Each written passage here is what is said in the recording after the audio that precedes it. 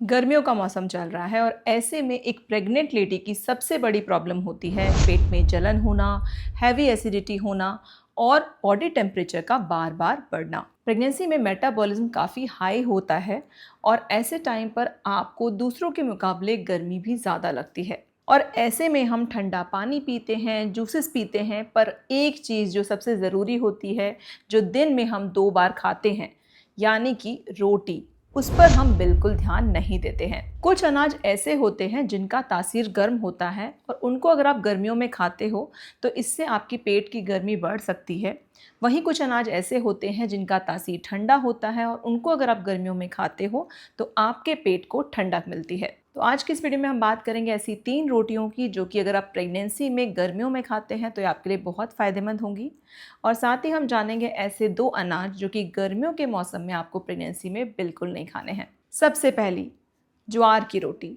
तो गर्मियों के मौसम में प्रेगनेंसी टाइम में ज्वार की रोटी को सबसे बेस्ट माना जाता है। इसका सबसे बड़ा फ़ायदा ये है कि जो ज्वार होता है इसका तासीर ठंडा होता है, इसमें फाइबर अच्छा होता है, तो प्रेगनेंसी टाइम में जो कॉन्स्टिपेशन की प्रॉब्लम है वो आपको नहीं होगी।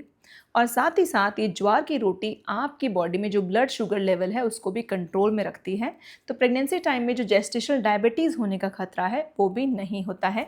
तो इसीलिए आपको प्रेगनेंसी में इन गर्मियों में ज्वार की रोटी खानी चाहिए। साथ ही ये आपके ब्लड शुगर लेवल को भी कंट्रोल में रखता है, तो प्रेगनेंसी टाइम में जो जेस्टेशनल डायबिटीज़ होने का खतरा होता है वो भी नहीं होगा। तो फ्रेंड्स, प्रेगनेंसी में गर्मियों के मौसम में आप लंच टाइम में ज्वार की रोटी पर थोड़ा सा घी लगाकर सब्जी के साथ खाइए, इससे आपका पेट शांत रहेगा। दूसरी रोटी, जौ की रोटी। तो प्रेगनेंसी के 2nd और 3rd ट्राइमेस्टर में कई बार प्रेग्नेंट लेडीज़ के हाथों और पैरों में स्वेलिंग यानी कि सूजन आ जाती है। जौ यानी कि बार्ले एक नेचुरल डायूरेटिक होता है जो कि बॉडी में एक्सेस वाटर रिटेंशन या फिर जो सूजन आती है बॉडी में उसको कम करता है। इसका तासीर ठंडा होता है और साथ ही गर्मियों में जो प्रेगनेंसी टाइम में यूटीआई होने के जो चांसेस होते हैं उनसे भी आप बचते हैं। तो आपको उसको खाना कैसे है, गेहूं के आटे में थोड़ा सा जौ का आटा मिलाकर आप मल्टीग्रेन रोटी बन जाएगी वो खा सकते हो, या फिर जौ के आटे की प्लेन रोटी बनाकर भी खा सकते हैं। ये रोटी आपको पूरे दिन एनर्जेटिक रखेगी। तीसरी रोटी, ओट्स की रोटी या फिर चोकर वाली गेहूं की रोटी। अगर आपको जौ की रोटी या ज्वार की रोटी खाना पसंद नहीं है और आप नॉर्मल गेहूं की रोटी ही खाना चाहते हैं तो आपको एक चीज़ का हमेशा ध्यान रखना है। जब भी आप गेहूं का आटा होता है ना, उसको जो पतली छन्नी आती है उससे छानकर उसका चोकर मत निकालिए। ये चीज़ आपको नहीं करनी है। फ्रेंड्स, चोकर को नहीं निकालना है, चोकर में ही असली फाइबर होता है जो कि पेट की गर्मी को सोख लेता है।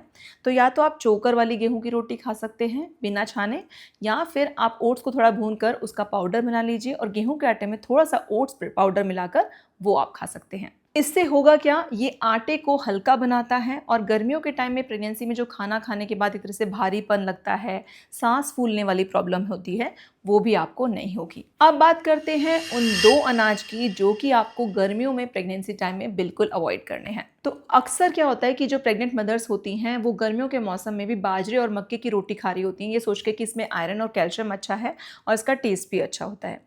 पर ध्यान रखिए कि जो बाजरा और मक्का है दोनों का ही तासीर गर्म होता है और इसको अगर आप प्रेगनेंसी टाइम में जून जुलाई की गर्मियों के मौसम में खाएंगे ना, तो ऐसे क्या होता है कि इससे आपको तासीर इसका गर्म है तो इससे आपको पेट में जलन हो सकती है, आपको लूज मोशन हो सकते हैं और कभी कभी प्रेग्नेंट लेडीज़ को ब्लीडिंग तक हो सकती है।